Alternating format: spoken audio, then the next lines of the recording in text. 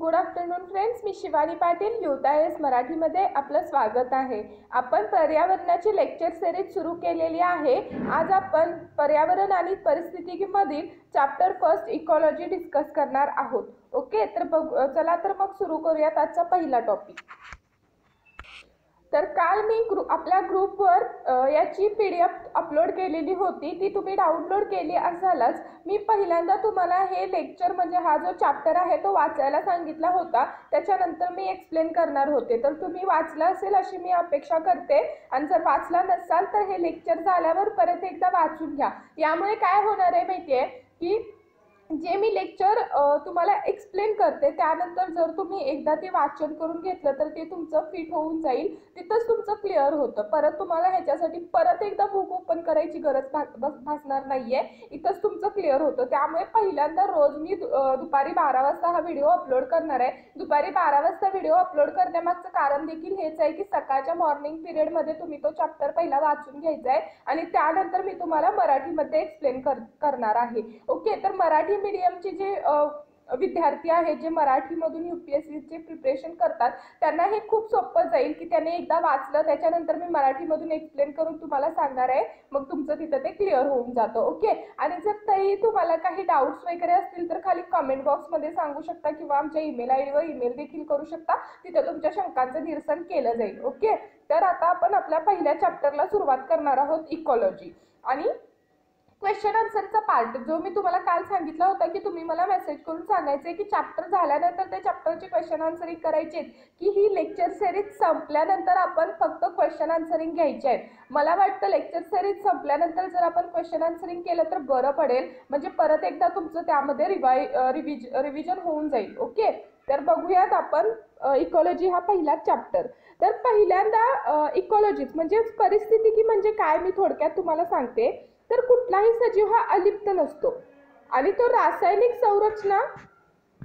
संरचना, तापमान, आर्द्रता, दाब यांसारख्या भौतिक घटकांनी तसेच इतर सजीवांनी वेढलेला असतो। आणि पृथ्वीवरील सर्व सजीव आणि त्यांचे पर्यावरण यांच्यामध्ये पारस्परिक अंतरक्रिया होत असतात आणि त्यांच्या परस्परांवर विविध मार्गांनी प्रभाव देखील होत असतो। तर या परस्पर संबंधाचाच अभ्यास म्हणजेच इकॉलॉजी म्हणजेच परिस्थितिकी होय। ओके, तर आता हिस्ट्री ऑफ इकॉलॉजी हा पॉइंट आपण इथे बघणार आहोत। तर इकॉलॉजी हा जो काही शब्द आहे तो आयकॉस म्हणजेच निवासस्थान आणि लोगोस म्हणजेच स्टडी। लोगोस म्हणजे स्टडी, म्हणजे आपण लोगोस किंवा आपण लॉजी बोलतो, म्हणजे बायोलॉजी असेल किंवा बाकीचे जे आपलं झूलॉजी वगैरे असतं त्याला आपण लॉजी म्हणजे स्टडी, बायोलॉजी म्हणजे जीवशास्त्राचा स्टडी, तसंच लोगोस म्हणजे स्टडी तर म्हणजेच अभ्यास, या ग्रीक शब्दापासून बनलेला आहे।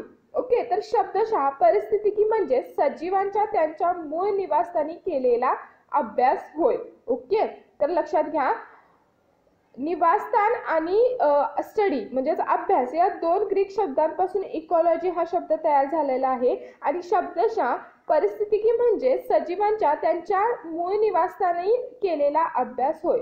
आणि याचे सर्वप्रथम उपयोजन आहे ते रिटर या शास्त्रज्ञाने 1968 मध्ये केलेला आहे।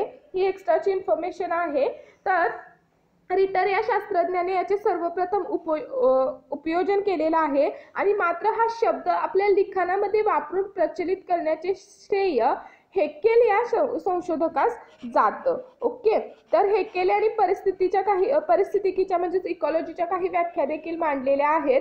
तर हेकेल यांनी 1969 आय थिंक 1969 मध्ये परिस्थितिकीची व्याख्या त्यांनी सांगितलेली आहे की सजीवाचा त्याच्या सेंद्रिय आणि असेंद्रिय वातावरण या दोन्हींशी असणारा सर्वकष संबंध म्हणजेच परिस्थितिकी होय। ओके, तर यानंतर आपण एन्व्हायरमेंट आणि इट्स कंपोनंट्स याचा पॉइंट बघणार आहोत। तर एन्व्हायरमेंट आणि इट्स कंपोनंट, तर याचे दोन एकूण कंपोनंट्स पडतात, बायोटिक आणि अबायोटिक। ओके, तर याची आपण माहिती थोडक्यात बघूयात इथे। तर सजीवांच्या सभोवताली असणारे सर्व जैविक तसेच अजैविक घटक, प्रभाव आणि घटना यांना एकत्रितपणे पर्यावरण असे म्हणतात। ओके, तर अन्न, ऊर्जा, ऑक्सिजन, पाणी, निवारा आणि अशा अनेक गरजांसाठी प्रत्येक सजीव हा त्याच्या पर्यावरणावर अवलंबून असतो. पर्यावरण आणि सजीव यांमध्ये सतत घडणाऱ्या आंतरक्रिया अत्यंत गुंतागुंतीच्या असतात आणि पर्यावरणाचे जैविक आणि अजैविक असे दोन घटक पडतात. ओके, तर इथं हा चार्ट स्वरूपात देखील दिलेला आहे. कंपोनंट्स ऑफ एन्व्हायरमेंट, अबायोटिक आणि बायोटिक. तर अबायोटिकमध्ये energy, radiation, temperature and health, flow, water, atmosphere, gases and wine, fire, gravity, topography, soil आणि हे सर्व घटक येतात. म्हणजेच पाणी, अग्नी, ऊर्जा, तापमान व उष्ण प्रवाह, वातावरण, मृदा, गुरुत्वाकर्षण. आणि बायोटिकमध्ये green plants, non green plants, decomposers, parasites, symbionts, animals आणि मॅन यांचा समावेश होतो. म्हणजेच हरित वनस्पती, अहरित वनस्पती, परस्पर सहयोग सजीव, प्राणी, परपोषी, विघटक, मानव यांचा सर्व समावेश बायोटिकमध्ये होत असतो. ओके, तर हे तुम्ही पहिला लक्षात ठेवायचं. बायोटिक आणि अबायोटिकमध्ये कोणाकोणाचा समावेश होतो. तर पर्यावरण हे स्थिर नसून सतत बदलणारे असते. सजीव त्यांच्या अणुक्षमतेच्या सहाय्याने या बदलास सामोरे जातात, मात्र एका मर्यादेच्याच म्हणजे सहनशक्तीच्या कक्ष किंवा रेंज यामधील असणारे बदलच सजीव सहन करू शकतात. ओके, तर एक्सटर्नल एन्व्हायरमेंट ऑफ फिश. तर its environment consists of abiotic components such as lights, temperatures, including the water in which nutrients, oxygen, other gases and organic matters are dissolved. The biotic environment consists of microscopic organisms called plankton, which is assumed, as well as aquatic plants, animals and decompress. Okay, तर याची मी तुम्हाला explanation पहिल्यांदाच दिलेलं आहे की अन्न, ऊर्जा, oxygen, पाणी, निवारा आणि अशा अनेक गरजांसाठी प्रत्येक सजीव हा त्याच्या पर्यावरणावर अवलंबून असतो. आणि पर्यावरण आणि सजीव यांमध्ये सतत घडणाऱ्या आंतरक्रिया अत्यंत गुंतागुंतीच्या असतात आणि पर्यावरणाचे जैविक आणि अजैविक असे दोन घटक पडतात आणि त्यामध्ये कुठल्या वस्तूंचा म्हणजेच ह्याचा समावेश होतो ते इथे मी तुम्हाला सांगितलेलं आहे. ओके, त्यानंतर इंटरनल एन्व्हायरमेंट ऑफ फिश याची देखील माहिती मी तुम्हाला आधी दिलेली आहे. ओके, तर इथं आहे ही तुम्ही वाचून व्हिडिओ पॉज करून वाचून घेऊ शकता. यानंतरचा आपण पॉइंट्स बघणार आहोत. Levels of organisms in ecology. The main sleeves of organizations of ecology are 6 as follow. तर एकूण 6 याच्या लिव्ज असतात. त्या कोणत्या तर इथं ह्या चार्टमध्ये देखील दिलेल्या आहेत, तुम्ही बघू शकता. Individual, populations, community, ecosystem, Bloom and biosphere. बऱ्यापैकी हा जो काही पॉईंट आहे तो इथूनच क्लिअर होतो, म्हणजे या इमेजवरूनच क्लिअर होऊन जातो. ह्याच्या शब्दामध्येच सगळं आहे. Individual, population, community, ecosystem, Bloom आणि बायोस्फिअर. याच्यामध्ये इंडिव्हिज्युअल म्हणजे एकटे राहणारे, पॉप्युलेशन म्हणजे जीवसंख्या आपण बोलू शकतो, त्यामध्ये एकत्र राहणारे किंवा वेगळे राहणारे. ह्याच्यानंतर कम्युनिटी म्हणजे एक विशिष्ट प्रकारचा समुदाय. इकोसिस्टीम, ब्लूम आणि बायोस्फिअर. ते आपण हे 6 कोणते टाईप्स आहेत ना ते आपण इथे बघणार आहोत. ओके, तर थोडक्यात या इमेजवरून ही इमेज तुम्ही लक्षात ठेवा, याच्यावरून तुम्ही एक्सप्लेन करू शकता. तर मी थोडक्यात इथं तुम्हाला सांगते. तर individual organisms is an individual living beings that has the ability to act or functions independently. It may be plant, animal, bacterium, fungi, etc. It is a body made up of organisms or genels or other parts that work together to carry out on the various process of life. Okay, तर इंडिव्हिज्युअल्समध्ये कोणाकोणाचा समावेश होतो तर animal, bacteria, फंजाय वगैरे. Okay, तर individual ह्या शब्दामध्येच आहे की ते एकटे असतात. ओके, त्यानंतर पॉप्युलेशन्स म्हणजे जीवसंख्या. तर ही जी जीवसंख्या आहे ती एका विशिष्ट प्रदेशात विशिष्ट वेळी असणाऱ्या एकाच विशिष्ट जीव प्रजातीच्या सदस्यांच्या समूहास जीवसंख्या असे म्हणतात. थोडक्यात सांगायचं तर म्हणजे एका विशिष्ट वेळी विशिष्ट प्रदेशातच ते राहतात आणि त्यांना त्यांच्या जे काही सदस्य संख्या आहे त्यांना पॉप्युलेशन असे म्हणतात.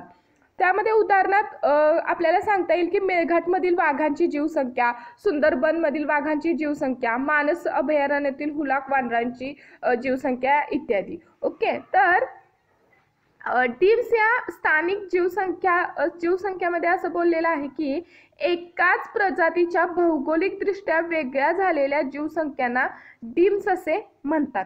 ओके, तर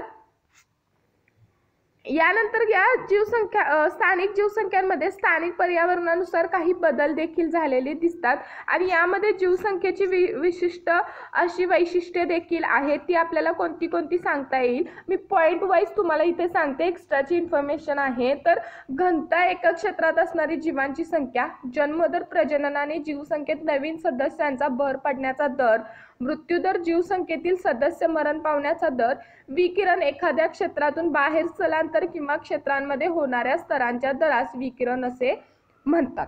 ओके, यानंतर आपण बघणार आहोत कम्युनिटी. तर कम्युनिटीमध्ये काय सांगता येईल आपल्याला? कम्युनिटी म्हणजे थोडक्यात सांगायचं झालं तर जीवसमुदाय.